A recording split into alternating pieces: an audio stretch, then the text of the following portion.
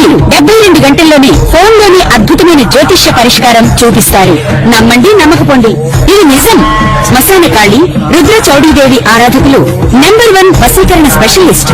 గురూజీ మనిషి పుట్టుక నుండి చనిపోయే వరకు వచ్చే అన్ని క్లిష్టమైన సమస్యలకు పరిష్కారం ఇక్కడ లభిస్తుంది. విద్య, ఉద్యోగం, వ్యవహారం, స్త్రీ ప్రేమ, పెళ్లి, సంతానం, స్త్రీ పురుష వశీకరణం, భూవశం, భార్యాభర్తల కలహాలు, కోర్టు సమస్యలు, విడాకుల సమస్యలు, చేతబడి, అప్పుల బాధ, ఇంకా మీకు ఎలాంటి సమస్యలు ఉన్నా 72 గంటల్లోనే శాశ్వత పరిష్కారం చేయబడును. ఓం గంగణపతే నమ, ఐం సరస్వత్యే నమ, శివాయ గురువే నమ, జయ గురు దత్తాత్రేయ నమ. ఆపదార భక్తారం దాతారం సర్వసంపదాం లోకాభిరామం శ్రీరామం భూయో భూయనమామి.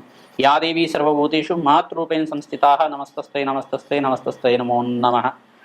యా దేవీ సర్వభూతేషు శక్తిరూపేణ సంస్థితాః నమస్తస్తై నమస్తస్తై నమస్తస్తై నమో నమః. జయ గురు దత్తాత్రేయ నమ. మాతృభ్యో పితృభ్యో ఋషిభ్యో గురుభ్యో నమో నమః. జయ గురు దత్తాత్రేయ నమ. యూట్యూబ్ ప్రేక్షకులందరికీ కూడా నమస్కారం అండి. నేను పాలపర్తి గురునాథ్ శర్మ, జ్యోతిషం వాస్తు సిద్ధాంతిని. ప్రతి విషయంలో కూడా ప్రతి మానవాళికంతా కూడా ఉపయోగపడే విధంగా ఈ యొక్క కంటెంట్ అనేది చెప్పడం జరుగుతుంది. ప్రతి విషయంలో కూడా మనకి ఏంటంటే మేషాది ద్వాదశ రాశుల వాళ్ళు ప్రతిరోజు కూడా దేవతార్చన చేసే విధంగా మీ ఇంట్లో ఉండవలసిన విగ్రహం ఏంటి, ఈ యొక్క లగ్న చక్రవశాత్ కానీ ప్రధానంగా రాశి వశాత్ అయినా కానీ ఈ రాశి వాళ్ళు ఈ విగ్రహారాధన చేయడం వల్ల మంచిగా కలిసి వస్తుంది. ఈ విగ్రహారాధన చేయడం వల్ల మంచి ఐశ్వర్య యోగం కలుగుతుంది, అష్టైశ్వర్య యోగం కలుగుతుంది, సంతాన యోగం సిద్ధిస్తుంది, వ్యాపారం యోగం కలుగుతుంది, అన్యోన్య దాంపత్యం కలుగుతుంది, వివాహాది శుభకార్యాలు జరుగుతాయంటారు. ఈ యొక్క విశేషమైన విగ్రహాన్ని పెట్టుకోవడం వల్ల, ఈ దేవతార్చన చేయడం వల్ల అఖండమైన ఐశ్వర్య యోగం సిద్ధించడానికి అవకాశం ఉంటుంది. ప్రధానంగా విగ్రహ ప్రామాణికం అంతా కూడా మనకి పరిహార శాస్త్రంలో చెప్పడం జరుగుతుంది. మనకి జ్యోతిష గ్రంథంలో కూడా చెప్పడం జరుగుతుంది. వివాహ అంటే ప్రధానంగా చూసుకుంటే కనుక ప్రతి విషయంలో కూడా మీకు కావాల్సిన ప్రామాణికలు అనేది ఉంటాయి. ప్రతి విషయంలో కూడా దేవతార్చన చేసేటప్పుడు కానీ పంచాయతన విగ్రహ ప్రామాణికలు అని చెప్పేసి ఉంటాయి. శివార్చన చేసేటప్పుడు కానీ పంచాయతన విగ్రహ పూజ అని చెప్పేసి అంటారన్నమాట. మరి వైష్ణవ ఆరాధనలో చేసేటప్పుడు కూడా దాంట్లో కూడా పంచాయతన విగ్రహ పూజలు అనేది ఉంటాయి. ప్రధానంగా చూసుకుంటే శాలిగ్రామ పూజ అనేది శ్రేష్టంగా ఉంటుంది వాళ్ళకి.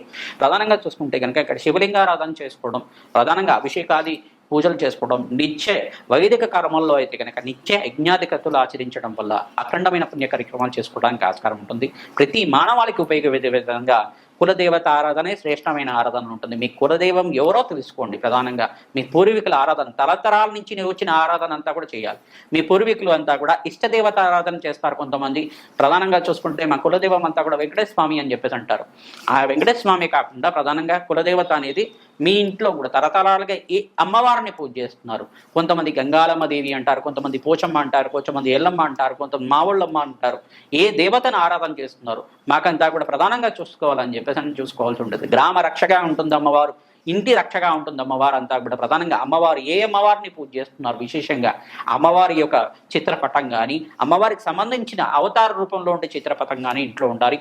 లేదు చిన్న విగ్రహం ఈ యొక్క అంగుష్ట మార్గం అంటే 3 అంగుళాలు మందం ఉండే 3 ఇంచెస్ అంతా కూడా 3 ఇంచెస్ అంతకన్నా అంగుళాలు మందం ఉండే విగ్రహం అంతా కూడా పెట్టుకోకూడదు అన్నమాట. ఎక్కువ విగ్రహాలు పెట్టుకుంటే కనుక దానికి మహానైవేద్యం పెట్టుకుని యోగం ఉంటే కనుక మడి ఆచారాలతో చేసిన మహానైవేద్యం అంతా కూడా అన్నంతో చేసిన నైవేద్యం అంతా కూడా పెట్టాల్సి ఉంటుంది. యజ్ఞాధికృతులు చేసే దగ్గర విగ్రహారాధన చేసుకోవచ్చు. ప్రతినిత్యం కూడా ఆరాధన చేసేటప్పుడు దానికి ఏదైనా పండో ఫలమో బెల్లమో ఏదైనా నైవేద్యం పెట్టుకోవడం వల్ల ఆ విగ్రహానికి శక్తి వస్తుంది. ఎక్కువ విగ్రహాలు పెట్టుకోవడం వల్ల దానికి నైవేద్యాలు పెట్టుకోవాల్సి ఉంటుంది అన్నమాట. నివేదన ఎక్కడైతే చేస్తున్నారో అక్కడ విగ్రహ పూర్వజన చేసుకోవడం వల్ల అఖండమైన ఐశ్వర్య ప్రాప్తి కలుగుతుంది. విగ్రహారాధన చేసుకోవడం వల్ల దేవుడు అంతా కూడా నిర్వికార నిరాకార నిర్మయ రూపుడు అన్నమాట. దేవుడికి అంతా కూడా ఆకారం లేదు. అసలు ఆకారం లేనప్పుడు మనం ఏం చేస్తున్నామంటే ఈ ఆకారంలో పూజ చేసుకోవడం వల్ల, ఈ విగ్రహంతో మన ప్రాణప్రతిష్ఠ చేసుకుని మంత్రంతో ప్రాణప్రతిష్ఠ చేసుకుని పూజ చేసుకోవడం వల్ల, ఈ విగ్రహమే దేవుడి రూపంగా భావించి పూజ చేసుకోవడం వల్ల మనకి ఆత్మశక్తి పెరుగుతుంది, దైవశక్తి పెరుగుతుంది, దైవ చింతన పెరుగుతుంది. తద్వారా అంతా కూడా విగ్రహ నామస్మరణ చేయడం వల్ల, దేవత ఆరాధన చేయడం వల్ల, భగత్ నామస్మరణ చేయడం వల్ల అఖండమైన పుణ్యయోగం సిద్ధిస్తుంది. కోటి యజ్ఞాన ఫలితం కలుగుతుంది. తద్వారా ఈ యొక్క పుణ్య కార్యక్రమాలంతా కూడా చేయడం వల్ల, విశేషమైన పూజలంతా కూడా ఆచరించడం వల్ల వంశాభివృద్ధి కలుగుతుంది, అష్టైశ్వర్య యోగం కలుగుతుంది. మంచి సుఖమైన జీవితం జీవించడానికి, పుణ్యవంతమైన జీవితం జీవించడానికి, అఖండమైన వంశాభివృద్ధి కలగడానికి ఆస్కారం ఉంటుంది. కావున మేషాది ద్వాదశ రాశులు కానీ మేషాది ద్వాదశ లగ్నాల వాళ్ళకి కానీ విశేషంగా ఈ విగ్రహారాధన చేయడం వల్ల, ఏ విగ్రహారాధన ఏ దేవతార్చన చేయడం వల్ల వాళ్ళకంతా కూడా కలిసి వస్తుందో తెలుసుకుందాం. మిథున రాశి మిథున లగ్న జాతకులకి విశేషంగా ఈ యొక్క కులదేవతారాధనలో విశేషంగా మీరంతా కూడా ఇష్టదైవాన్ని ఏ దైవాన్ని పూజ చేయడం వల్ల విశేషంగా కలిసి వస్తుంది, ఆకస్మిక ధనలాభం వినియోగం కలిసి వస్తుంది, వ్యాపారంలో అభివృద్ధి కలగడానికి ఏ దేవతార్చన చేయాలి? ప్రధానంగా చూసుకుంటే మిథున రాశి అధిపతి అంతా కూడా మహావిష్ణువు అవుతారు. ప్రధానంగా చూసుకుంటే బుధుడు ఆధిపత్యంలో ఉంటుంది కావున బుద్ధుడికి ఇష్టదేవత అంతా కూడా ఈ యొక్క ఆరాధ్య దేవత అంతా కూడా మహావిష్ణువుగా అవుతారు కావున మహావిష్ణువు ఆరాధన, మహావిష్ణు స్వరూపంగా ఉండే విగ్రహాలన్నీ కూడా పూజ చేసుకోవచ్చు. విశేషంగా వెంకటేశ్వర స్వామి ఆరాధన కానీ ఈ యొక్క మహావిష్ణు విగ్రహాన్ని, లక్ష్మీనారాయణ విగ్రహాన్ని, ప్రధానంగా మహాలక్ష్మి విగ్రహాన్ని చిన్న ప్రామాణికంలో అంతా కూడా తెచ్చుకొని దానికి కుంకుమార్చన చేసుకోవడం వల్ల ఈ యొక్క మహావిష్ణు ఆరాధన అంతా కూడా తులసితో అర్చన చేసుకోవడం వల్ల విశేషమైన పుణ్యయోగం సిద్ధించడానికి శ్రీకృష్ణ పరమాత్మ పాకుతున్న వెన్న కృష్ణుడు యొక్క విగ్రహాన్ని కూడా తెచ్చుకోవడం వల్ల పుణ్య కార్యక్రమాలు ఆచరించే ఫలితం, కోటి యజ్ఞాల పుణ్య ఫలితం, ఎవరైతే కృష్ణారాధన చేస్తూ ఉంటారో అఖండమైన పుణ్యయోగం సిద్ధించడానికి అవకాశం ఉంటుంది. ప్రధానంగా నవనీతాన్ని వెన్నని నైవేద్యం పెడుతూ ఉంటారు. ఈ శ్రీకృష్ణ ఆరాధనలో చేసుకున్నప్పుడు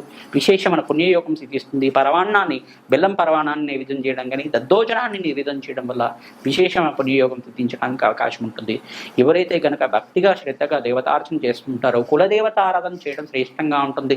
మీ కులదేవత ఎవరో తెలుసుకోండి, పెద్దలతో చేసుకోవడం వల్ల తరతరాల ఇచ్చిన ఆచారాన్ని అంతా కూడా పాటించడం వల్ల విశేషమైన కులదేవత ఆరాధన చేసుకోవడం వల్ల అఖండ పుణ్యయోగం సిద్ధిస్తుంది. ప్రధానంగా గ్రామదేవత ఎవరైతే మీ ఇంటికి ఒక గ్రామదేవత ఉంటారో ఇంటికి ఒక గ్రామదేవత ఆరాధన చేసుకోవడం వల్ల అఖండ పుణ్యయోగం సిద్ధిస్తుంది. మీ ఆచారాన్ని వ్యవహారాన్ని పాటించడం వల్ల తరతరాలుగా వచ్చిన ఆచారాన్ని అంతా కూడా మీ వంశాలకి, మీ యొక్క పిల్లలకి, మీ మనవలకి అంతా కూడా నేర్పించడం వల్ల అఖండ పుణ్యయోగం సిద్ధిస్తుంది. తద్వారా సకల గ్రహదోష నివారణ జరగడానికి ఆస్కారం ఉంటుంది. ఎవరైతే కనుక కులదేవతని మర్చిపోతారో అక్కడంతా కూడా ఆర్థిక ఇబ్బందులు సూచనప్రాయంగా చెప్పడం జరుగుతుంది. ఆర్థిక కష్టాలు కానీ, ఎంత సంపాదించిన ఖర్చులు అయిపోతూ ఉండడం కానీ, వ్యాపారంలో నష్టాలు రావడం కానీ, అనుకోకుండా జరగని సంఘటనలు ఏమైనా జరుగుతూ ఉండడం కానీ, దుఃఖాన్ని సంభవించడం కానీ ఇవన్నీ జరుగుతుంటే కనుక అక్కడ కులదేవత ఆరాధన జరగట్లేదని చెప్పేసి తెలుసుకోవాలి. ఎక్కడైతే కులదేవత ఆరాధన నిత్యం చేస్తూ ఉంటారో కులదేవత అనుగ్రహం అనేది శ్రేష్టంగా ఉంటుంది. విశేషంగా కొంతమందికి వెంకటేశ్వర స్వామి అంటారు, కొంతమందికి లక్ష్మీ నరసింహస్వామి మా కులదేవత ఇష్టదేవత అని చెప్పేసి అంటూ ఉంటారు.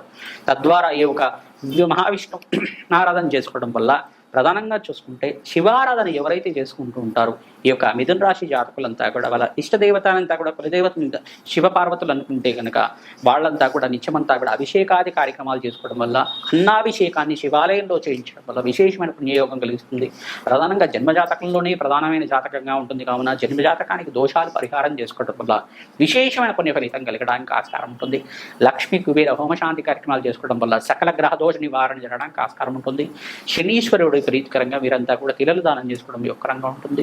ఇక్కడ కేతువుకి ప్రీతికరంగా మీరు అంతా కూడా ఉలువలు దానం చేసుకోవడం కానీ, ఉలువలంతా కూడా నానబెట్టిన ఉలువలంతా కూడా గోమాతకు సమర్పించడం వల్ల శ్రేష్టమైన జీవితం జీవించడానికి ఆస్కారం ఉంటుంది. ఆవు దూడ విగ్రహం అంతా కూడా వెండిది ఇంట్లో పెట్టుకోవడం ప్రామాణికంగా 3 ఇంచులు అంటే 3 అంగుళాల నిమిత్తం అంతా కూడా అంగుష్ట మార్గంలో ఉండాలి. ఆ 3 అంగుళాల మించి ఉండకూడదు అనమాట. ఎక్కువ బరువుతో ఉన్న విగ్రహాలు పెట్టుకుంటే నివేదన అనేది చేసుకుంటూ ఉండాలి. మహానివేదన చేయాలి ఖచ్చితంగా.